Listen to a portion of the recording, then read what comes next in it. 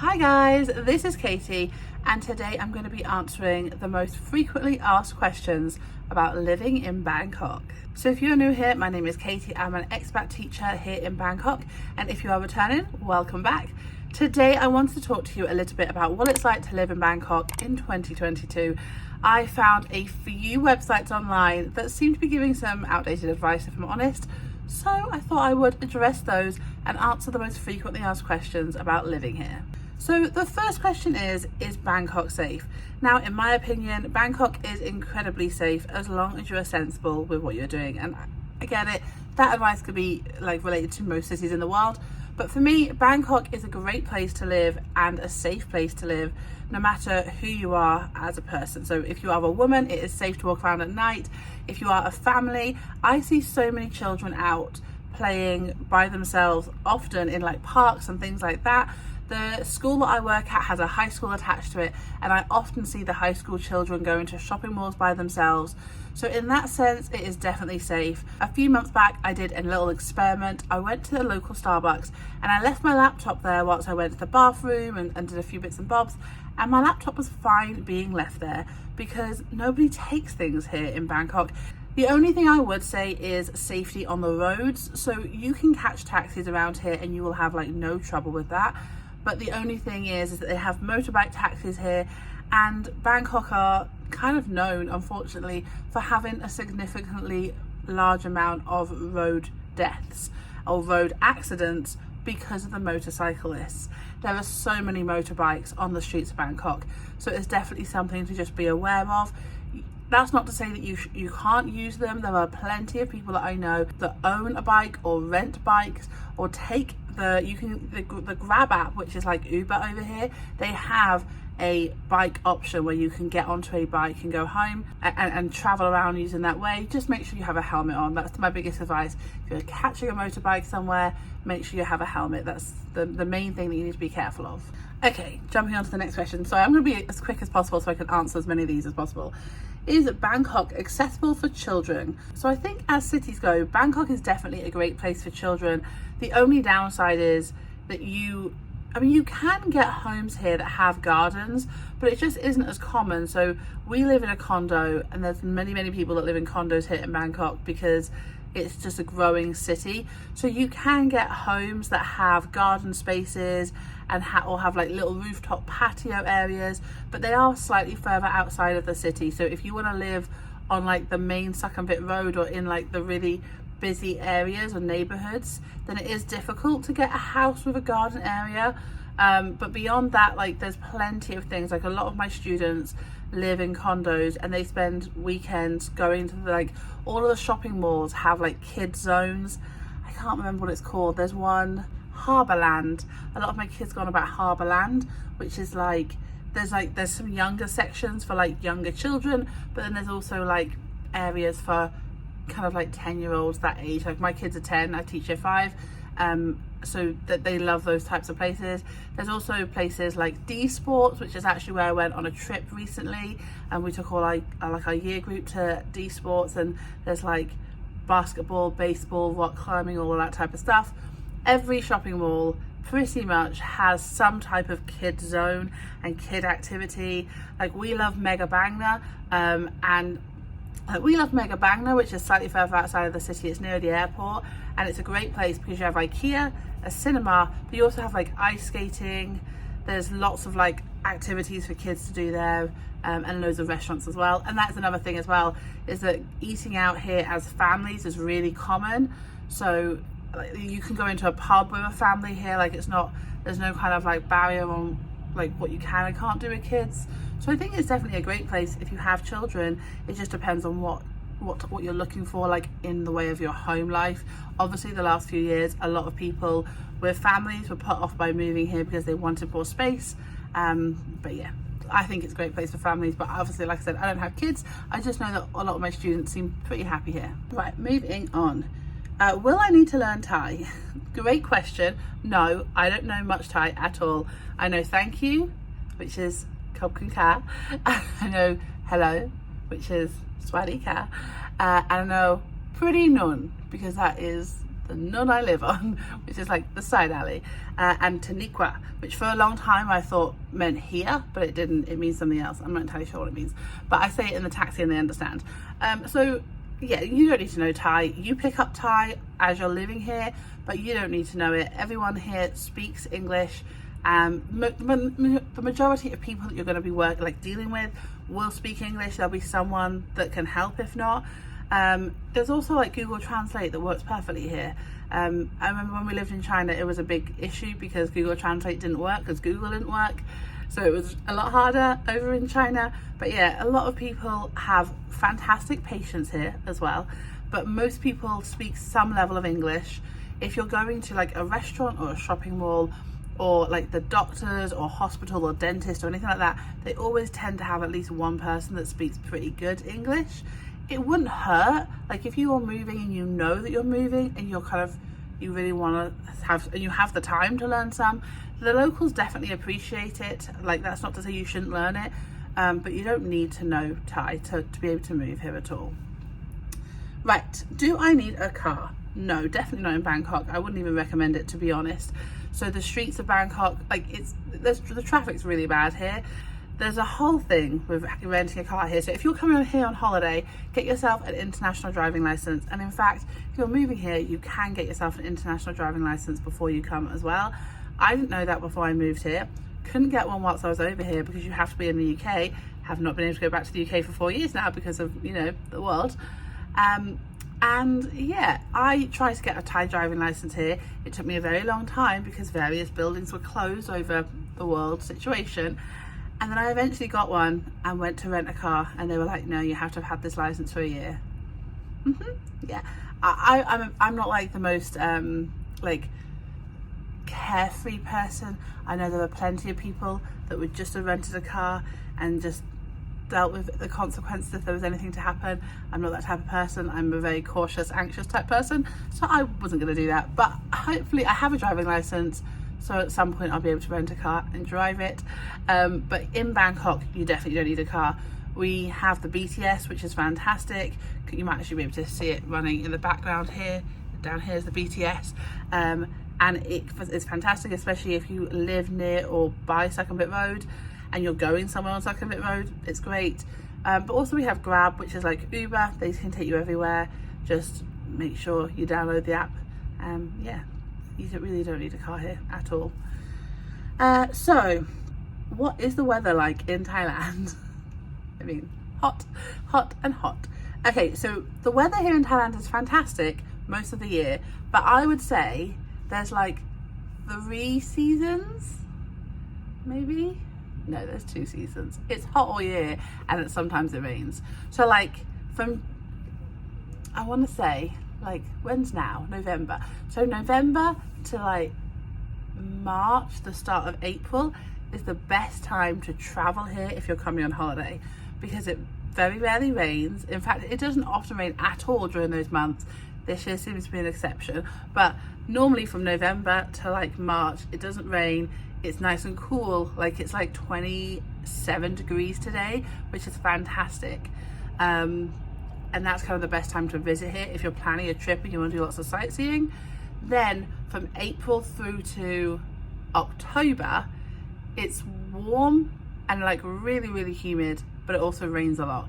April through to like June, it's really, really hot. Like that's the hottest time of the year to visit, and it doesn't rain as often. But then like July, August, September, October, we have a lot of storms. They always seem to happen like in the evening as well, which is kind of annoying. So that's why I say there's 3 seasons, but there's actually just 2. Rainy season, not rainy season. But generally speaking, it's warm. I've never seen it go below like 26 degrees. Maybe sometimes it's 25 in the mornings, like in like January time. But it's always warm here. And in the hottest time of the year, it can reach like 35, 36. It's great fun when I'm on duty at lunchtime. I really enjoy it. But yeah, it's hot. So just be prepared for it being hot. But like living here, that doesn't massively impact you. To be fair, I guess it depends on what you do. But as a teacher, I go from my air-conditioned apartment, I go into an air-conditioned car, I go to work into an air-conditioned classroom. So the only kind of real time that the heat affects me is if I walk home, which I do sometimes do, maybe not in the hottest time of the year, but most of the time, like I try and walk home-ish. When I'm on duty, so if I do like lunchtime duty, it can be really warm, but that's 40 minutes, if that, so I can't really complain. And yeah, if we're doing like outdoor activities with my kids, it affects me a little bit, but not really, because again, it's quite minimal. And then obviously, like if you're traveling here, if we go out on the weekends and we're doing stuff outside, yeah, but it's not, you know, that's part of, it's kind of a pro, that's kind of the plus side of living in Bangkok. Right, moving on. Where can I meet other expats?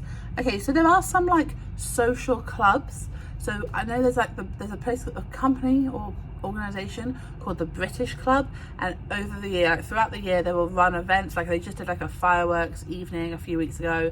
They'll do Christmas events, stuff like that. So there's plenty of like social clubs that you can join from, like, depending on whereabouts in the world you're from. Bars is also a popular place to meet other expats. So like expat bars, like Irish bars, American bars, Australian, like, you know what I'm on about, like sports bars, those types of places are places that you can meet expats. There are more and more expats that live here than ever before, I feel. So generally speaking, you'll find them getting involved in like local events and communities. So like in a week's time, for example, so next week I am going to do some reef making with a colleague of mine, and it's a load of women who live in Bangkok go and do some reef making together. So that's how you meet other people who live here as well. So yeah, just kind of getting involved with different events that are happening. Yeah, there's a lot of expats here, which is kind of great. Like when we used to live in Tianjin, the people in my school were the only expats in that city at all.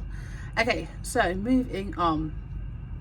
How good are the doctors in Thailand? Is healthcare affordable? I think healthcare is relatively well priced. For me, like my job includes private healthcare, so it's kind of difficult for me to kind of weigh in on this one. If you can get a job that includes healthcare, then definitely take it. But like for me, for like the private healthcare I get, it's fantastic. I think from what I know of, like a lot of the locals here will go to the doctors all the time, so it must be relatively affordable. My dentist isn't included in my healthcare package, and that is pretty affordable as well. So yeah, that's not too bad. What's the public transport in Thailand like? So public transport, similar to what I was saying before, is fantastic in Bangkok. You have the BTS, you have Uber, there are buses that you can use to get around, there are tuk-tuks, there are taxis that you can like hail as well. Just make sure they use the meter, especially in like more touristy areas. But yeah, so there are plenty of options around. One thing I would say is be outside of Thailand, like in places like Chiang Mai and Chiang Rai, they do have Uber and stuff like that. But in more like quieter places, like Hua Hin is a city. It's a city near Bangkok, and it is not as like it's where people go who live in Bangkok to relax on the weekends, and it is a little bit harder to get around. Like they still have Grab, and they still have taxis, but you might prefer to just rent a car when you're in the quieter places. In some like more rural areas, they don't have too many public transport options. But yeah, like I said, Grab. Especially if you like when you move here, you'll get a Thai SIM. Get yourself like a good data plan and use like Grab. Grab is all over the country, so you'll be able to use that to get around a lot as well. Oh, here's a good one. So where should I live? Now, it really does depend on a few things. If you've secured a job before you come, then my recommendation is to find a neighborhood that is near to your job, because traffic here can be kind of crazy, especially during rush hour. So finding a place that is near your like work is the best option for you. If I'm honest, like I would always prioritize that first. If you're working like from home, or if you're doing like digital nomad type work, you have got a few options. I would recommend living further out of the city, but like staying near Sukhumvit Road, but staying like in Onnot, Phra Kanong, They're all those kind of like places that are along the Sukhumvit Road but further away from like the city centre are really nice areas to live in for residential places. If you're here more and you want to like enjoy the nightlife and you want to be a little bit nearer the touristy sites, then Silom is quite a nice area. It's quite a more upscale area. It's a little bit more expensive, but there's lots of like great restaurants there, more nightlife happening around that area as well. If you're coming here on holiday, like if you're watching this but you're coming here on holiday and you're on a budget, then places like Khao San Road and Chinatown are pretty good options, like affordable options if you're just here traveling, but I wouldn't really recommend that you live there. But yeah, I think for me, I would prioritize depending on where your job is and what your job, like whereabouts your location for your job is. Is living in Bangkok affordable? So it is affordable. It's definitely an affordable place to visit if you are from the West, because it is much cheaper than other places in the West. However, if you are from places that are from Southeast Asia, the prices are very similar, if not more, than other cities like in Cambodia or Vietnam or in China. But compared to like cities in the US, in Europe, in the UK, compared to those types of cities, Bangkok is much more affordable to live in. So we pay the equivalent of around about $1,000. I think it's just under that, but it's around $1,000 for our 2-bedroom apartment here in Bangkok, and we live so near a BTS. It's like a 3-minute walk away from a BTS stop, and we live in a very good location in Bangkok, in the capital of Thailand. Obviously, if we lived in the capital of any place in Europe or America, it would not be just $1,000, especially if you were looking for a 2-bedroom place. So in comparison to those types of places, it is much more affordable. Things like water bills, like me and Cam were talking earlier, like our water bill is 120 baht, which, let me just convert that. Our water bill for the month is equivalent to $3.36. So our water bill is really cheap. Electricity, we probably spend around about $100-ish on electricity. Yeah, so it is much more affordable to live here. However, it depends on what your job is as well. There are some jobs, if you're working like for local businesses, the pay is less. But if you're working, like I'm a teacher at an international school, so it's like a private school, so my wage is fairly good in comparison to the cost of living here. So yeah, for me, I feel like it's affordable, but obviously always do your research and price up what your expectation is and what your job would pay. Right, let's just see if there's any more questions that we can answer. Oh, this is a good one. Why do most people choose to live in Bangkok? For me, I can answer that personally. We chose to live in Bangkok because we wanted to have a little bit of everything, in the sense of we had come from China, where it was very, like, we were fascinated by China and it was great to travel, but we wanted to be able to go out and have a drink in the evening. We wanted to have a little bit more normality. We wanted to have a place where we felt like we could communicate with people a bit more as well. So there's lots of reasons we decided to move here. The weather was an important factor into that as well. We love the fact that it's so warm all year round. Yeah, so there's lots of reasons to visit. Maybe I should do like a pros and cons or something type video. Let me know, by the way, if you're watching this and you've got questions and you want me to do like an in-depth video of like cost of living or something, let me know in the comments below, because I'm happy to do it. What are the disadvantages of living in Thailand? Again, like I always come back to the weather, because I feel like that's the thing that people are shocked about the most, is how hot it is. I mean, it's muggy and like humid some parts of the year, so I guess that's the worst part. For me, it's not. For me, that's not the worst part though at all. Like, I think for me, the worst part is things like certain times of the year the pollution's bad and traffic can be really bad, and when it rains a lot, there's flooding. That's the part of the year that I don't like. Oh, and I'm going to end with this one. Like, how much money do you need to live comfortably in Bangkok? Now, this obviously depends on what your circumstances are and what you would feel like is acceptable for you. But if you are a single person moving to Bangkok, I think you would probably need, like, and you're looking at like a 1-bedroom place, you're going to stick to eating local food, you're going to have like a budget lifestyle, I think you would probably need to be earning around about 1.5 to 2,000 USD. I think if you are earning more than 2,000 USD, then you can live absolutely comfortably here.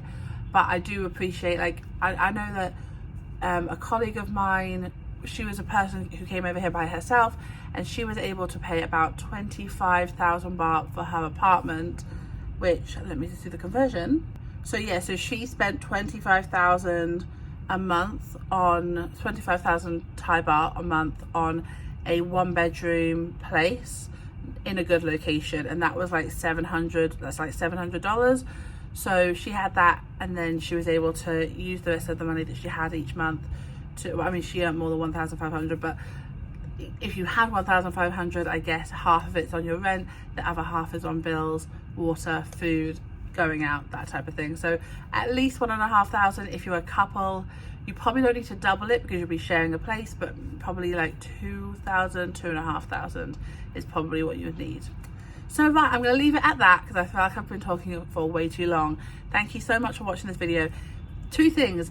1, Vlogmas is coming. It's coming very soon, guys. So if there's anything you want to see, then make sure you leave me a comment in the description below. We have got a very busy month coming up. So if you want to see things like this, baking stuff, and this, then make sure you hit subscribe because I'm super excited Vlogmas is here. Also, if you actually have any questions about what it's like to live here, or about moving here, about getting a job here, anything like that, leave them in the description, and when I do a next video like this, then I will answer them. Thank you so much, guys. Take care, and I shall see you very, very soon. Bye.